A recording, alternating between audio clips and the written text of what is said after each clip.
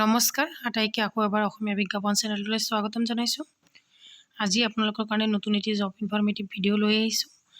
গতিকে আপোনালোকে যদি চেনেলটো ছাবস্ক্ৰাইব কৰা নাই ছাবস্ক্ৰাইব কৰি ল'ব, কিয়নো মই সদায় আপোনালোকৰ কাৰণে up to date job informative ভিডিঅ'সমূহ লৈ আহোঁ।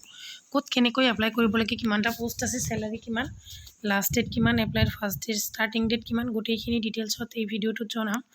আপোনালোকে প্ৰথমৰ পৰাই শেষলৈ মনোযোগ সহকাৰে চাওক আৰু আপোনাৰ কোৱালিফিকেশ্যনৰ লগত মিলিলে আপুনি এপ্লাই কৰক। এটা ভাল খবৰ কি যে ইয়াত কোনো ধৰণৰ পৰীক্ষা দিব নালাগে আৰু ক্লাছ 8 পাছৰ পৰা আপোনালোকে এপ্লাই কৰিব পাৰিব। গতিকে সবিশেষ গোটেইখিনি জানিবলৈ ভিডিঅ'টো প্ৰথমৰ পৰা শেষলৈ এটা লাইক দি চাই যাওক। বিদেশী ন্যায়াধীকৰণ ধুবুৰীৰ চাকৰিত কপিষ্ট, পিয়ন আৰু ডাটা এণ্ট্ৰি অপাৰেটৰৰ পদ খালী হৈছে। ইয়াত দৰমহা হ'ব আপোনালোকৰ 10,000 টকা মাহিলী। অৰ্হতা হ'ব 8 পাছ, 10 পাছ আৰু 12 পাছ।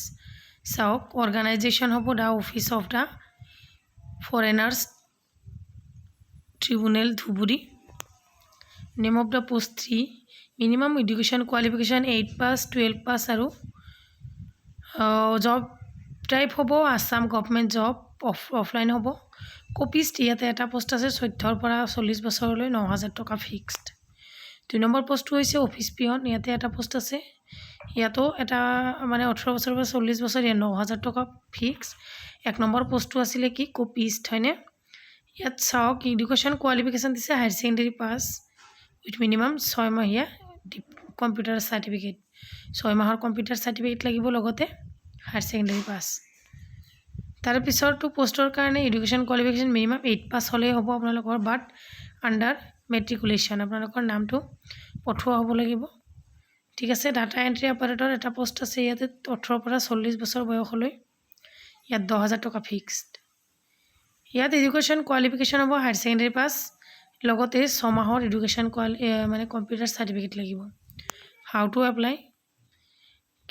Eligible candidates May attend the walk in interview 19 and 20 August from 10 AM।